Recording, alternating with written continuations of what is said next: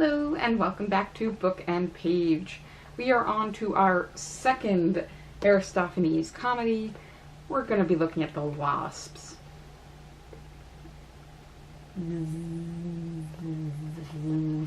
Quite literally. So, as always, we will give a brief summary of what happened in this section and then talk about things in a little more depth. Keeping in mind, we're doing about half a scene per video.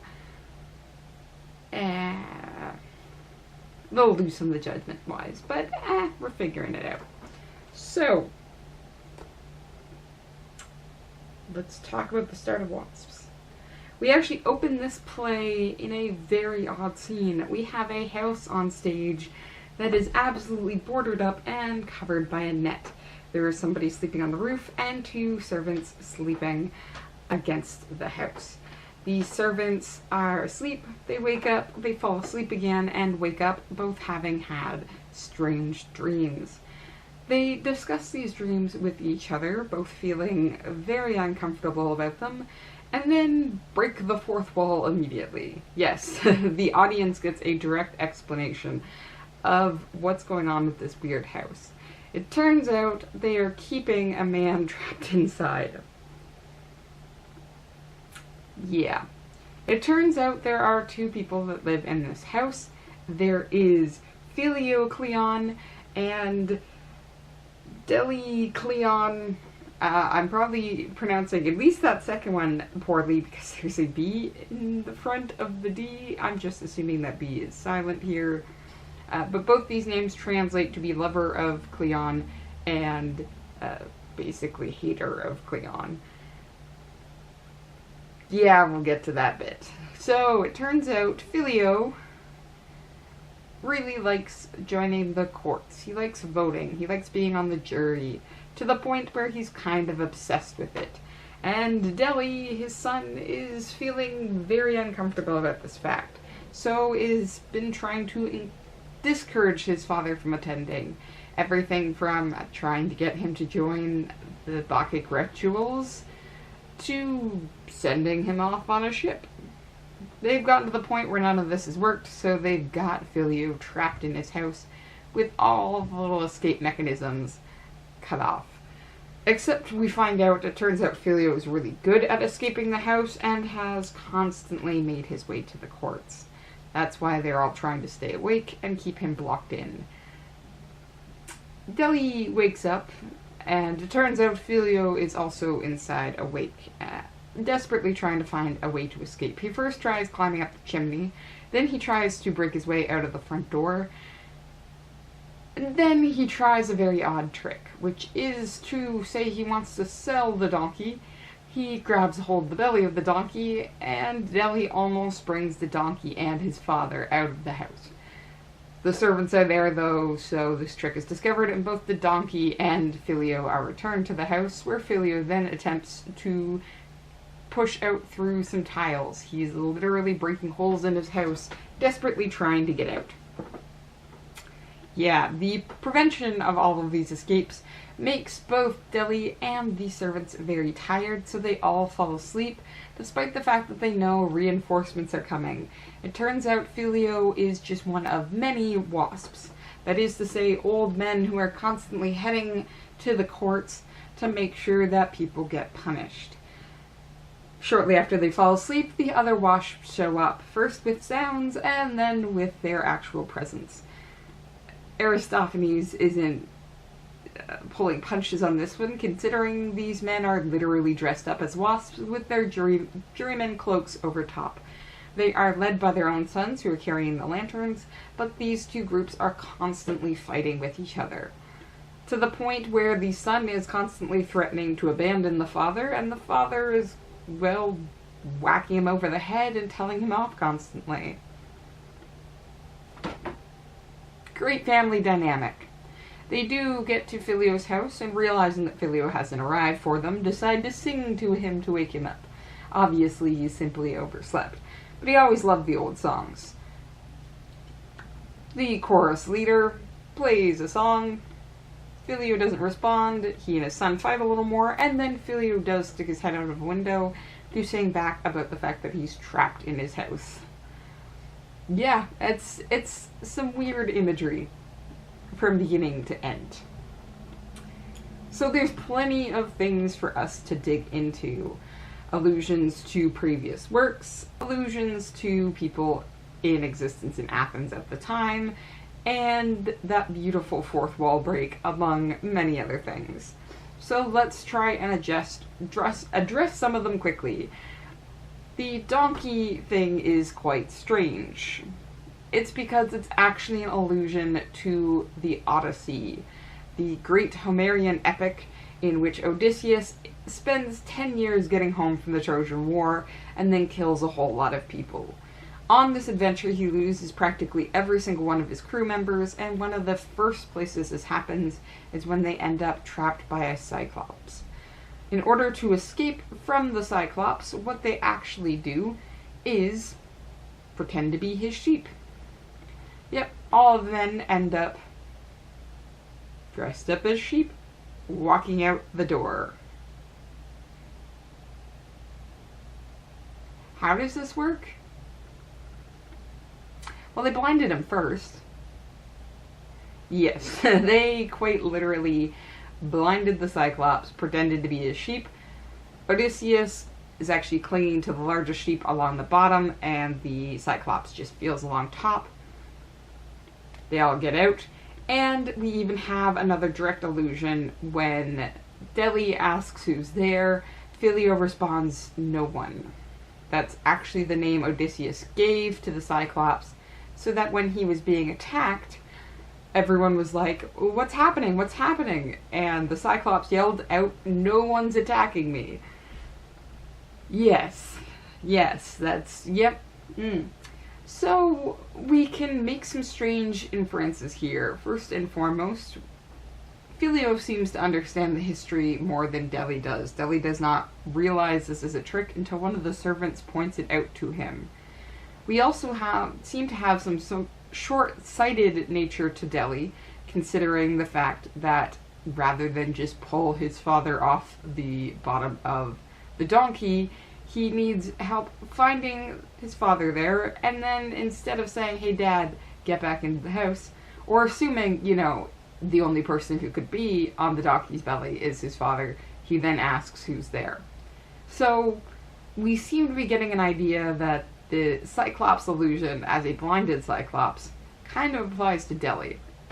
The weird thing is, though, whose side should we be on? And, well, it's hard to tell, and some of these additional allusions don't really clarify one way or the other. For example, one of the dreams that these servants have involve an eagle picking up an asp, a snake, carrying it into the sky, the eagle turning into a man, the asp turning into his shield, and the man dropping it. This is apparently a reference to an actual event, and it should be noted that the dropping of the shield is a cowardly act usually done when running away.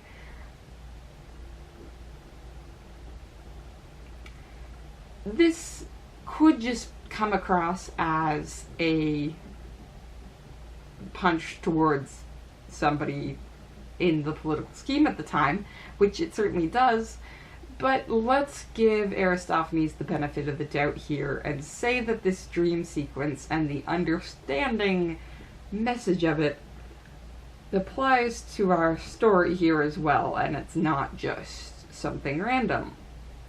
So we gotta keep the dropping of the shield in mind, combined with our other dream, in which all of the people voting are sheep who are cutting up the body politic and eating it for themselves, with one of their leading politicians turning into a raven, and Alcibiades with a lisp. The reference here doesn't translate to English really well. You do have to read it in the original Greek. You see, raven to laven, and that's the lisp Alcibiades apparently had. He tended to make most of his R noises into L noises, is actually a translation from raven into flatterer. It's an important joke that doesn't translate, because again, it could simply seem like an attack on a political opponent that is there, but giving Aristophanes the benefit of the doubt, something more is happening within this dream sequence to better understand the story. The fourth wall break actually comes at a critical time to try and point this out. The fourth wall break occurs after this succession of dreams, where basically the actor turns to the audience and says, "Hey, we're not here to just make fun of people. We're going to tell a story. It's got a straightforward message so everyone here can understand it. But we're actually telling a story here." So we know that Aristophanes has gotten some flack for just making fun of people, and this gives us a sense that frogs actually came before wasps, because making fun of Euripides is something directly referenced here. And so is making fun of Cleon, who had at least 2 plays making fun of him. We know also that in Clouds, Aristophanes makes fun of Socrates. It's sort of a pattern he has here. So the fact that he's coming in after sort of these pretty low blows against some political people, like we're literally making fun of somebody's lisp, the characters then turning around and saying, there's a point to this story, is sort of Aristophanes saying that there's a reason for these dream sequences here. So we have to try and dig into that. What possible lessons can we learn from the dropping of a shield and the cutting up and eating of the body politic? Well, nothing really good. These are both stories that we should learn to do the opposite from. Which is to say that you should be brave in the face of adversity and not cowardly.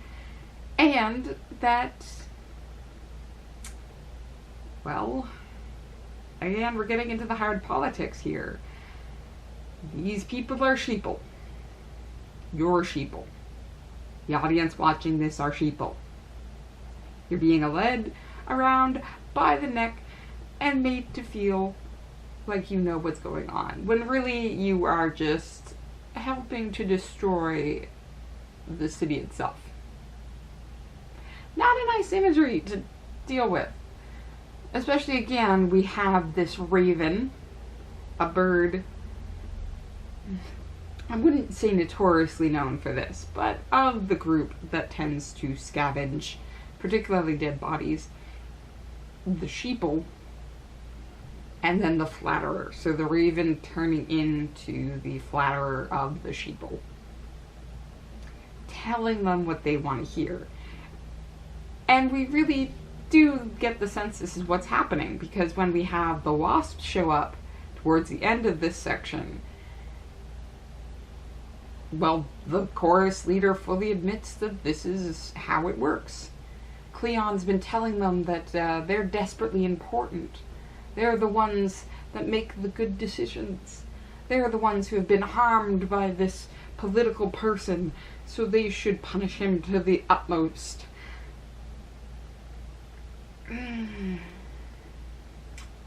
Well, this lesson can be understandable. The strange thing is the fact that the wasps are the chorus.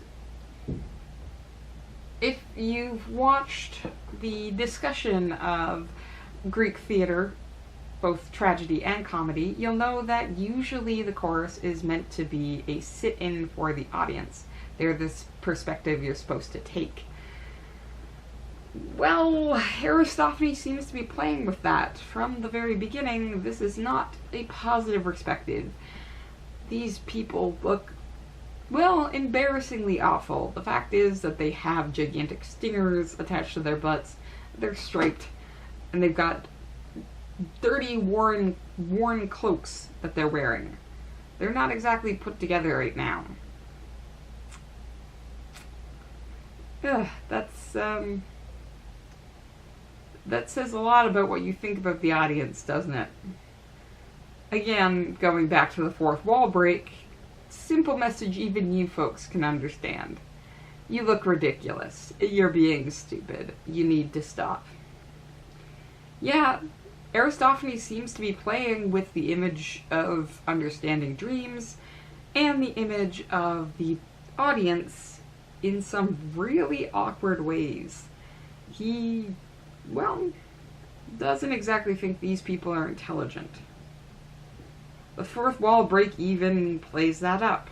The pretended suggestions are all treated like they're really silly and you're not thinking things through. But, well, it's not like Aristophanes has it fully correctly either. One of the suggestions for the illness that Phileo has is, well, a willingness to bring other people into the city. He's accused of being a xenophile, which apparently is a bad thing. Yeah. Aristophanes is basically saying that the audience is getting led around by the nose by flatterers and, well, people willing to pick over your bodies. And you're letting them do it. You even think you're important. In fact, you've become so obsessed with this system that you don't think things through.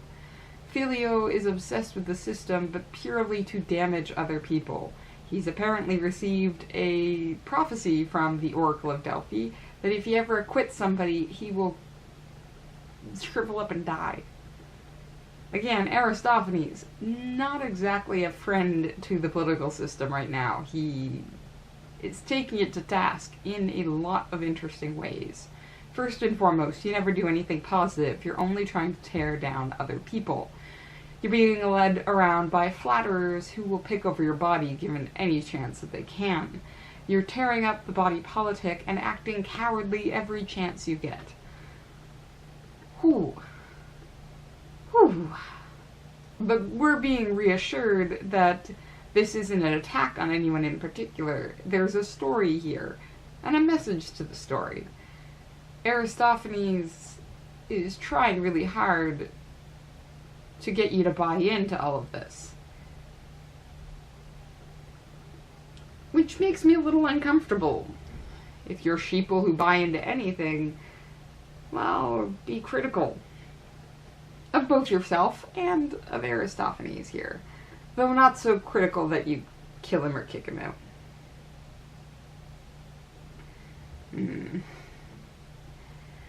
Part of this is done, again, by the comedic aspect. Having this attempted escape run, well, it's meant to be funny. We are seeing somebody absolutely obsessed with something, and a family apparently trying to help them. Maybe not in a positive way, but at least they're helping. The other image of father and son that we have is the chorus leader and his son, who are obviously not exactly getting along. This is another sad image of Athens that Aristophanes is seeing, which is the younger generation and the older generation constantly at arms with each other.